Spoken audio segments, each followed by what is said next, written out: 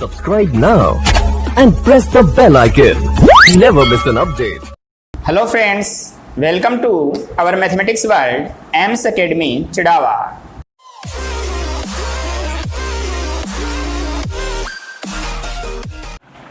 Hello friends, good morning all of you.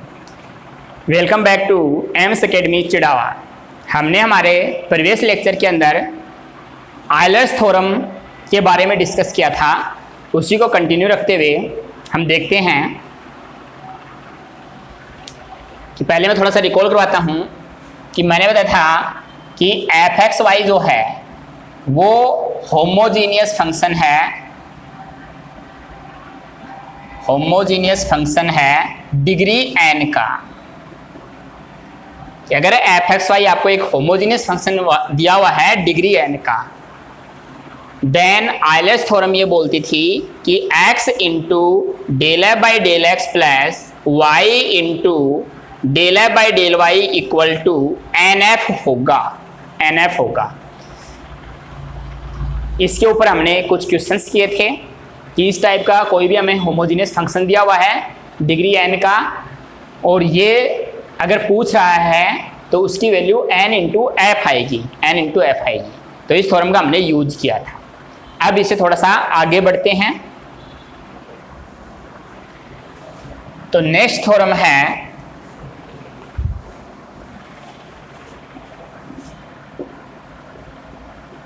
If F X Y be a homogeneous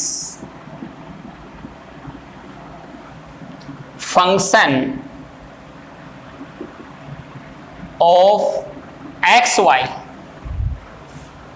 of degree n, of degree n, then x square into del 2f by del x square plus 2xy del 2f by del x del y plus del 2f by del y square equal to n into N minus one into F, ये आएगा।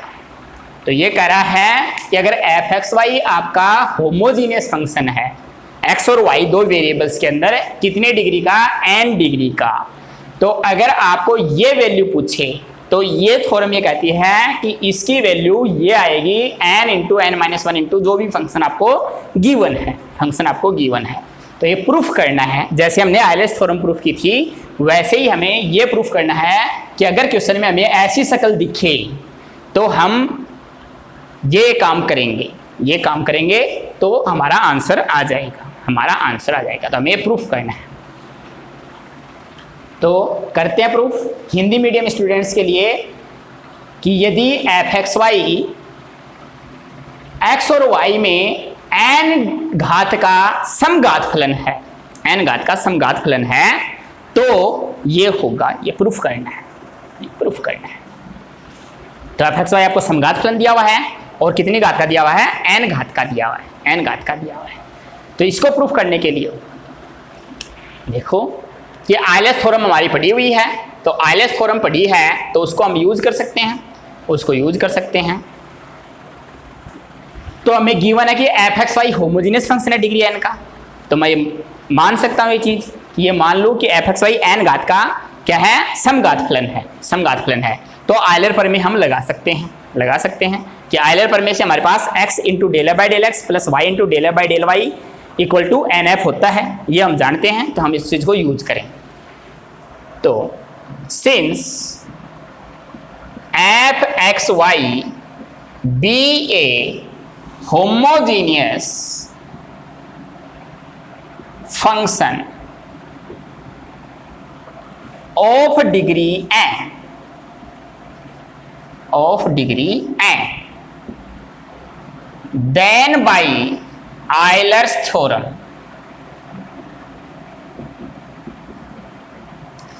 Euler's theorem से हम क्या बोल सकते हैं, x into del F by del x plus Y into del F by del Y equal to N F होता है, ये कह सकते हैं।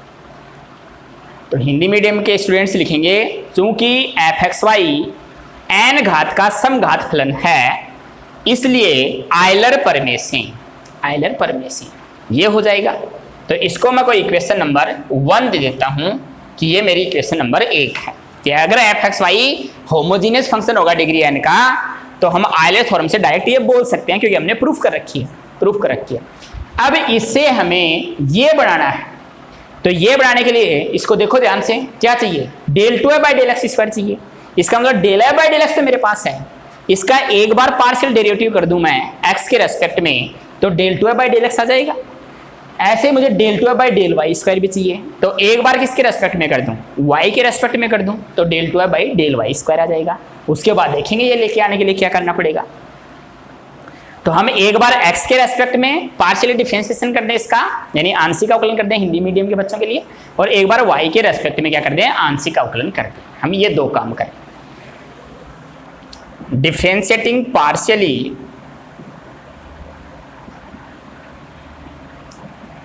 विद रेस्पेक्ट टू x के रेस्पेक्ट में हम इसका पार्शियली डिफरेंशिएशन करें। तो x के रेस्पेक्ट में करना है तो ये भी x का फंक्शन है और ये भी x का फंक्शन है, तो फर्स्ट इंटू सेकंड से करेंगे। तो फर्स्ट का कर दें, फर्स्ट का x के रेस्पेक्ट में 1 हो गया, सेकंड ऐसा कैसा तो del F by del X. अगली बार प्लस x ऐसा कैसा del F by del X का करें तो हो जाएगा del two F by del x square, del two F by del x square. इसका तो ये हो गया।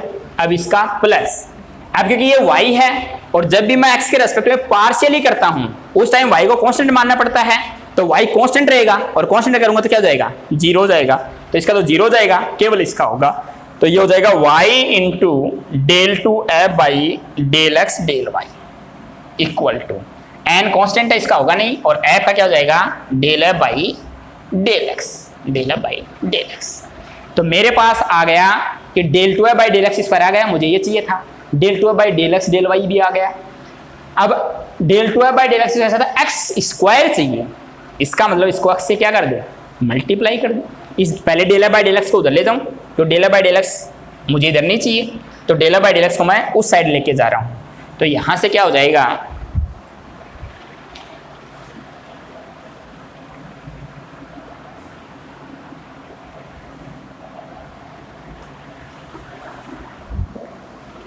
तो ये हो जाएगा x into del two F by del x square plus Y into del two F by del x del Y equal to, ये del F by del x की साइड लेके जाऊंगा और वो मैं कॉमन ले रहा हूं, तो ये क्या बचेगा n minus 1 into del F by del X, मैंने कॉमन ले लिया, तो del F by del X common लेंगे तो ये हो जाएगा। तो ये हो गया मेरे पास। अब इसको क्या करूं, x से मल्टीप्लाई कर दूं, multiplying by x both sides, दोनों तरफ x से गुणा करने पे हिंदी मीडियम के लिए कि दोनों साइड इसको x से क्या कर दें, गुणा कर दें,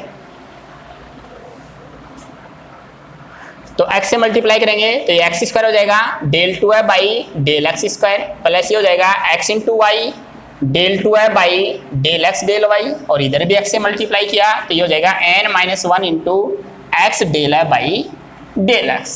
तो मेरे पास ये आ गया, इसको दे दूं मैं इक्वेशन नंबर 2, मेरे पास ये आ गया।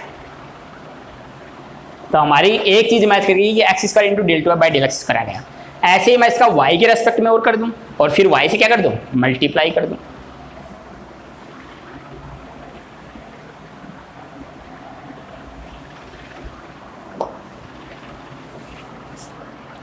तो again differentiating partially of equation 1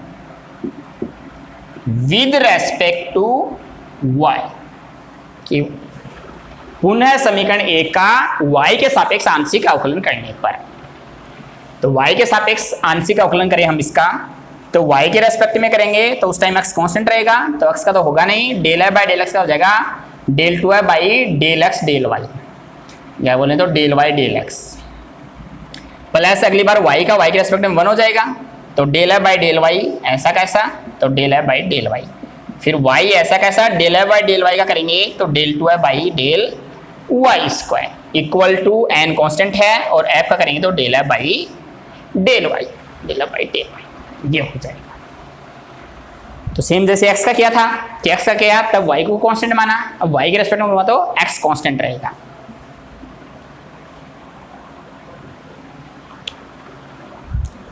तो यहां से del f by del y उधर ले जाऊं तो उस साइड लेके जाऊंगा तो ये हो जाएगा x into del two f by del y del x plus y into del two f by del y square equal to common ले रहा हूं मैं तो ये बचेगा del f by del y। उसके बाद इसको y से मल्टीप्लाई कर दूं